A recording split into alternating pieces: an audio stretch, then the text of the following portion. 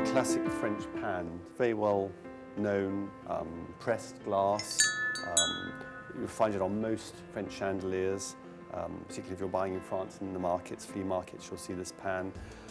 It's the first element to tell you that it is French as opposed to an English pan. The English pans, this is the ultimate. The aperture is a little larger than normal for the type of chandelier, unusual chandelier this was from. It is a star shape. This is about 1770 in date. The pieces of metal, you'd hang the drops from this, little almond drops as they might be known. So if you saw a large chandelier with this on, you could identify that as being English as opposed to the French pan. Here we have two examples of pan. This is rock crystal, so this is the ultimate. This is a 33 million year old rock from the ground, molten sand, quarried, Russia, Brazil, I believe Little China, maybe a bit in Madagascar. I've not been there, but I understand it comes from Madagascar as well, or certainly worked nowadays in Madagascar. The more translucent it is, the better the quality, the rarer and the more expensive. The frosting helps to identify rock crystal, so that is a pan that would have a nozzle that sits on top, usually in metal.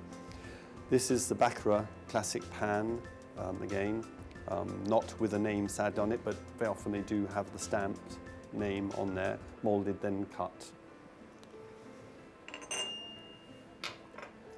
A more common in England known is what's called the bobèche, the French term for a dish that catches wax. This is what the pans were used for in their day, before electricity.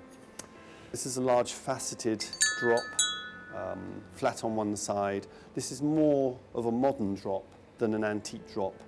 Antique drops that are faceted, usually faceted on both sides, as opposed to one blank side. Usually you have a bead above, held with a bit of copper or brass wire, sometimes silver wire if it's a silver chandelier.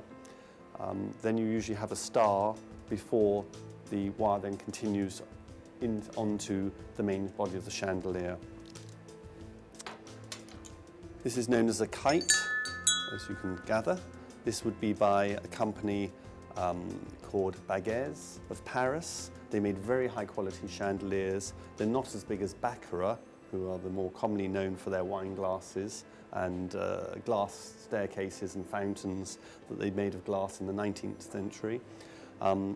Baguez, just beautiful, faceting, and very similar to a rock crystal drop, except it doesn't have any imperfections. They sometimes are coloured with Baguez, and here's an example. Again, it's an almond drop, faceted on both sides. This is the Coffin Drop, fairly apparently named because of the coffin shape.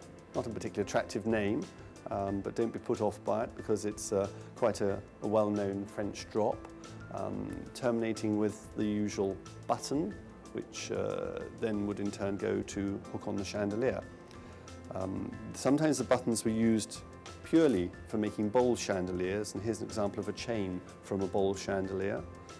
These you'll find all the time, particularly on British chandeliers, this type of button faceted, a little bit like a diamond with a pointed back to help with the refraction of light.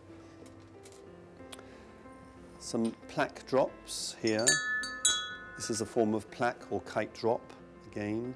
Many different designs with a completely flat back, as plaque drops tend to have, and then you have your top facet, and then the side facets can sometimes be 3 or 4 times faceted. This would be done on a wheel, so a lot of work involved in making one of these drops. This is probably more typical of Genoese chandeliers. It's a long molten piece of glass that's allowed to hang down from a rod and then cooled very quickly. They're more common in Italy, and as I say, in my experience, Genoese chandeliers very often have them attached to them.